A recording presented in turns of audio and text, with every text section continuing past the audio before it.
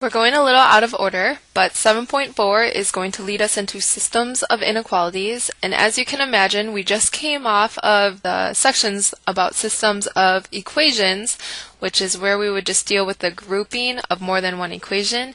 So that's exactly what we're doing here, just dealing with a grouping of more than one inequality. So our objectives are to contemplate the area of entire bodies of solutions. Instead of just having intersections that we're looking for, we're going to be looking at overlapping area. So we're going to have a large amount of solutions. And then we're going to establish steps to solving and graphing a system of inequalities. So inequalities, just a quick reminder, use these inequality symbols, and what these do, they're math statements where a set of solutions are true. So we use these inequality symbols to compare to a value, and then what we can do is establish a set of solutions compared to that value with these symbols. Alright, so I'll go ahead and put down all of our steps here so you can get these down. And I'll talk through them, but I'll do an example that's more telling in the next slide. The first step is to write the inequality as an equation in a standard form for graphing. So for example, y equals mx plus b is a good form to have. We have the x squared plus y squared equals a radius squared, a chunk squared plus a chunk squared equals a number squared. That's also a good form to have it in, but these are all able to be graphed. So then we're going to graph that standard form equation and draw a line or a curve. The one thing is, instead of an equation, we're not using solid lines all the time. We will if we have these inequality symbols, but if we do not have the equality symbol below it, such as these symbols, then we're going to have to use a dashed line instead of a solid to indicate to us that the points on that line do not make the statement true. They're not part of the solution set. So we use a dashed line for those types of inequalities. So then we're going to test a point. 0, 0 is the best point if it's available, but you can't have a test point on the line that you graphed. So just make sure it's not on that line. And then if that point that you test makes the inequality statement a true statement, then that point is among the solution set. So you would shade on the side with the point. If the point does not make the inequality true, then it's not among the solutions, and you'll have to shade on the other side of the line that you drew.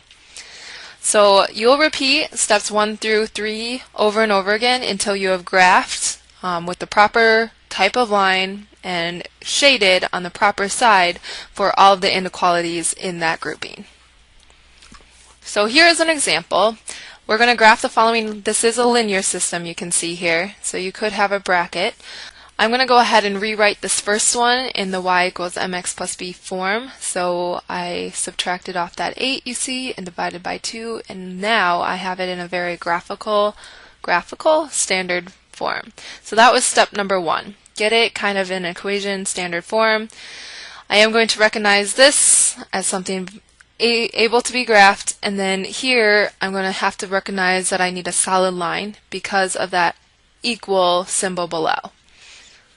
So that was step 2, and here it is. I have my 0, -4 as my y-intercept, and then rise 2, run 1, rise 2, run 1. Otherwise you could always set yourself up an xy table and then draw your line. Alright, so now we're going to pick a point. I'm going to go ahead, 0, 0 is available to me, so I'm going to pick that point. This will be the test point that I plug into. It doesn't matter which inequality statement you plug it into because these are equivalent statements. We kept it balanced when we did one thing to the other, or whatever we do to one side we did to the other. So if I do plug in this 0, 0, I'm going to get 0 is greater than or equal to 2 times 0 minus 4. And I get 0 is greater than or equal to -4. So this is a true statement, so I want to shade amongst this point. If you picked like a point here, that also would make it true. Anything on this side, I mean even on this line, because it's a solid line that we indicated, so this means all of the points on that line are also going to make this true. What's going to happen is that grouping is going to be where our solutions are. So I'm going to shade on that side. Alright, so we've established that. This is done. Now we have to move on to the other inequality that we have there. Luckily for us, it's already in y equals mx plus b form, so we already have our slope and our intercept. So we can go ahead and draw that. This one does need a dashed line because we don't have an equal sign underneath it. You can even test one of those points on the line. This 0, 2, if I were to plug that in, you would have 2 for the y, negative 3 times 0 plus 2, and you can see, no, 2 is not less than 2. So any of those points on those lines, with that dashed line, I know do not make a solution true for this inequality. So again, I'm going to pick a point, not on my line. 0, 0 is available, so when I plug in the 0 for the y, 0 for the x, I am again going to get a true statement, so I'm going to again shade with that point, that test point that I chose. Okay, so now what I want to kind of show you is here, this point would be a solution to my first inequality. It would hold true for this first inequality, but it wouldn't for this one. So because we're looking at a system of inequalities, we're looking for the solution points that's going to make both of these true. So we need to be in the spot where both of these are shaded. So I am going to shade that darker. This right here, on your paper you don't have to erase where we didn't have the overlap, but just show darker that this is our overlap. These are where all of the solutions are possible to this system. Alright, on your graphing calculators you do have the ability to do these inequalities. And I don't know if I really highly doubt that you'll be able to see this. But if you go to your y equals screen, so of course that's just this button, and I also have them pretty laid out here. What we can do is get the access to these symbols. So instead of these equal signs, we're going to have the ability to do inequalities as well. So if you press your apps button, which is here, you're going to have a list of all these different apps that your calculator is able to do. We want to eventually get to these inequals or inequalities. So instead of arrowing down and try to move down on this alphabetical list, you're going to just hit alpha, which is here, and then you're going to hit I, which is above your x squared. So when you hit alpha, you're going to grab the I that's above the x squared. The first thing that should be highlighted is inequals. If it's not, arrow down a little bit so that you get that highlighted, but it should be the first thing, and you're just going to enter when it's highlighted. So then you're going to have this screen available to you when you go to your y equals, and then whatever symbol that you want, you're going to just hit alpha and then F2 if you wanted this less than symbol. So when you do that, you'll be able to graph it and there will be shading. Again, I'm sorry, I don't know if you can see this, but we'll discuss that with our calculators in class. Alright, watch out for certain special equations. So I learned that blah is spelled with an H. But if you ever have x equals, that's a vertical line, right? X is always the same value no matter what you choose for y. So if x were always equal to 1, something like that, no matter what the y was, you're going to get a vertical line. Horizontal line, when you have like y equals 3, this was like y equals 1. Don't forget, something squared, a chunk squared, plus a chunk squared equals a number squared is a circle. So be aware of those in your homework. And then we also have parabolas if you ever have a degree 2 polynomial.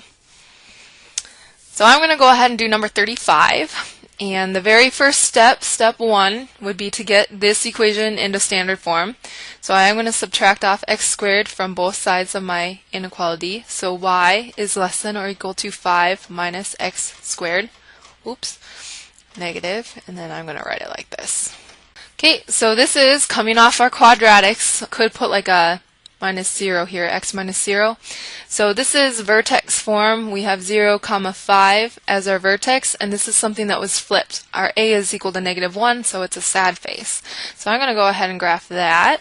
Okay, so here, this is my vertex, and I am going to go by ones. Okay, so instead of going over 1, up 1, for a standard form quadratic, because this was flipped, we're going to go over 1, down 1. And then back 1, down 1. And instead of going over 2, up 4, because we had that squared function, we're going to go down 4 instead. So our graph is going to look something like this. Oops. Oh, I ruined. Oh well. And I am using solid. Oh, sorry. I am using solid because we did have that bar underneath our inequality symbol that represents also equality.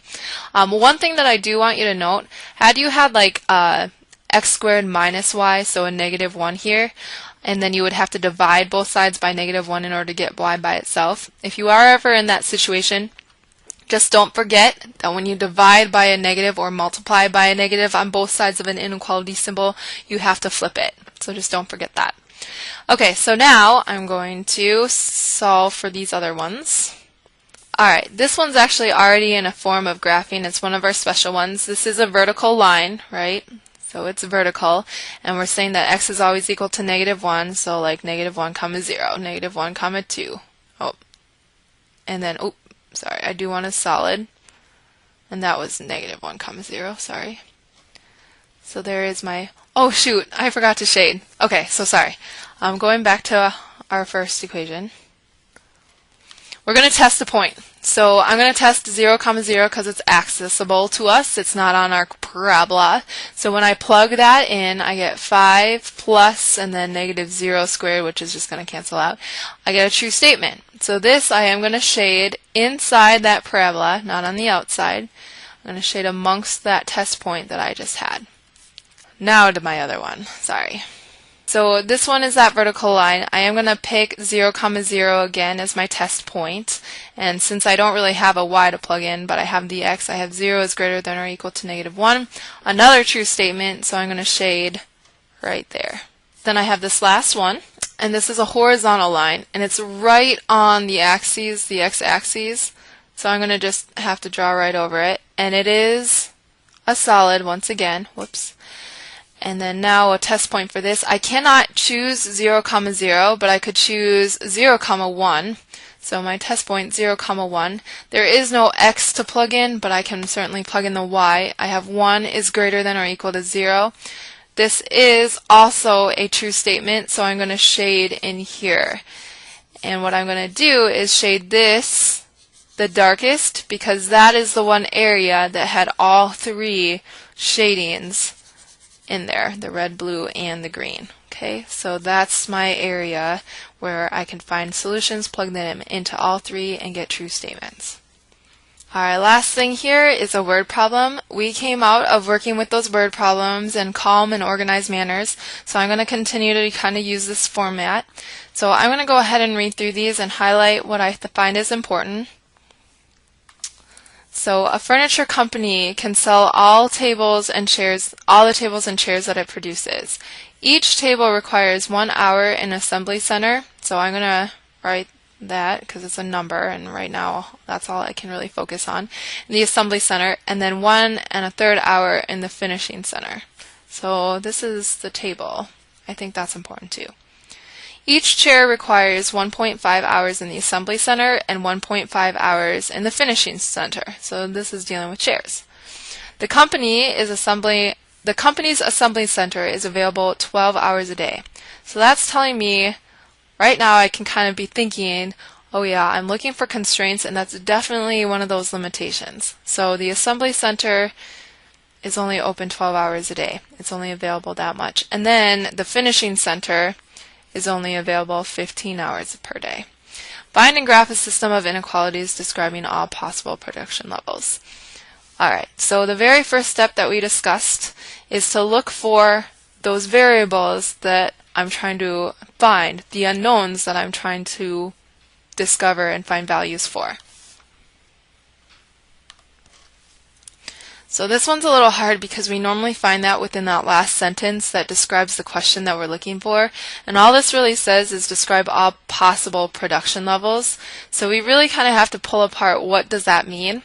And when they're talking production levels, I mean they're asking how much are you producing, right? So how much are you producing? And exactly what are we producing? That's when we can start to piece together, oh, okay, I'm looking at how many chairs am I producing and how many tables am I producing. So those are my unknowns. Those will get me what my production levels are. So I'm going to go ahead and just say T equals number of tables produced. And then C equals number of chairs produced.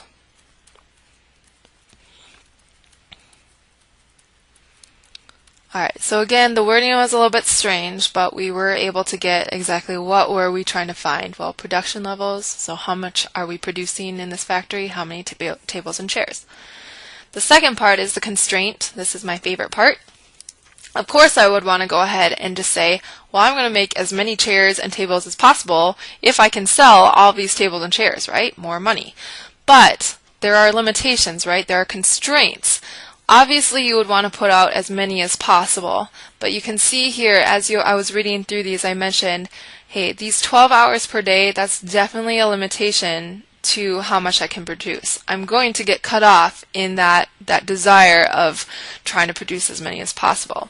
So constraint 1, I'm going to just call it con 1, is that we have for assembly, the assembly center is only available 12 hours. Okay. And then the constraint number 2 that I can see there is that finishing center is only available 15 hours. So the finishing center, 15 hours. Okay, so that's definitely going to constrain the number of chairs and tables that I produce. These are going to be related to these somehow. Alright, the objective. What am I trying to do? So this one's a little bit fuzzy because again, they don't give us like a clear find this and find that. They just say find and graph a system of inequalities describing all possible production levels.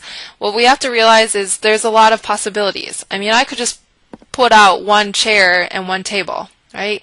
It's obviously not going to maximize the amount of things that I'm selling, but I could totally do that because I could get in my assembly center and my finishing center and produce those.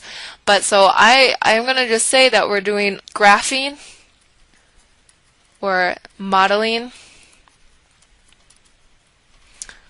the situation. That's really all we're doing.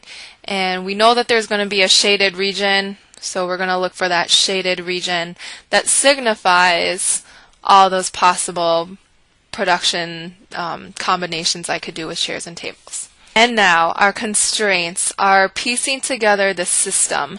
So I'm going to start with my constraints.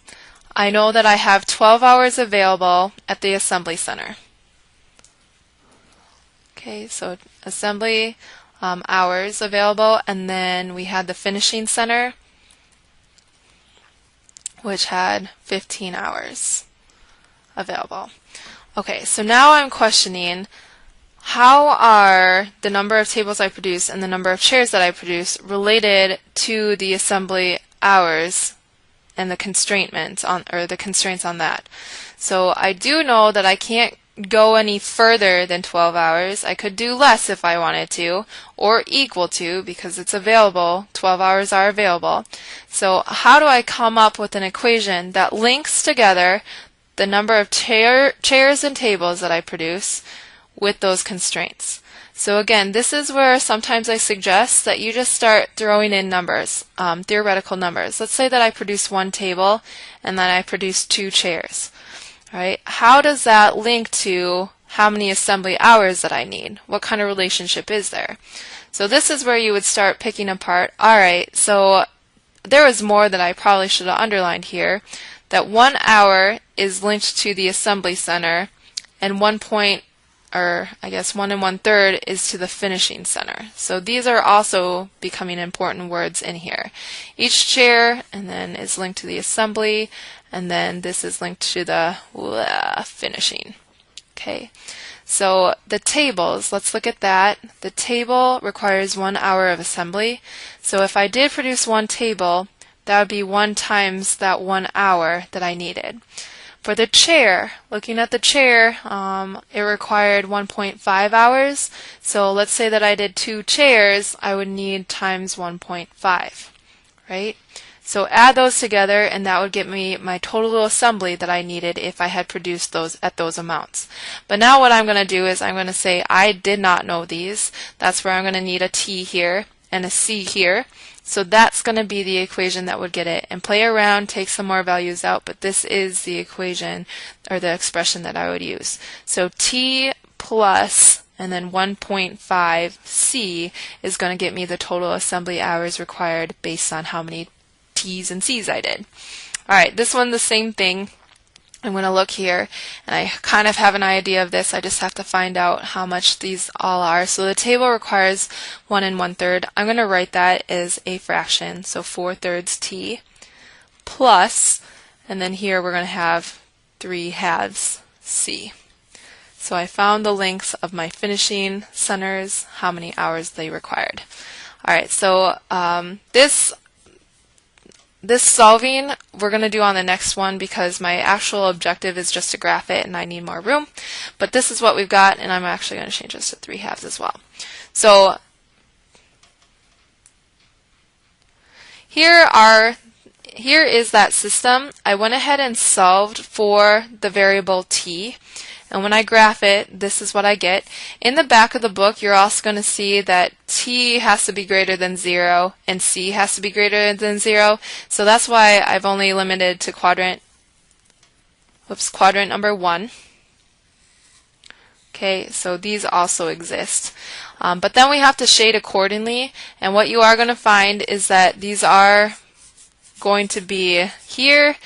And if you tested those points, I think the hardest, sorry, I'm kind of rushing now at this point, but I think the hardest part was the setup, which is why I helped you with that. And then here, and so our overlap is going to be from this guy and then down into here. So that is our overall shaded area. Any of these, I mean, you could do, this is our T on the bottom, this is our C on the bottom, and this is our T on the top. This was our independent, this is our independent, this is our dependent, T was. So let's say you did 4 chairs, you could do up until maximum, sorry, I kind of cut these off. These are 2, 4, 6. You could really go, let's say 4 chairs, you have kind of a cutoff as it's about 7 tables that you could do. All of these are the different levels. This point right here is 5 chairs, 2 tables. Okay, so there you have it. There's your practice. Good luck.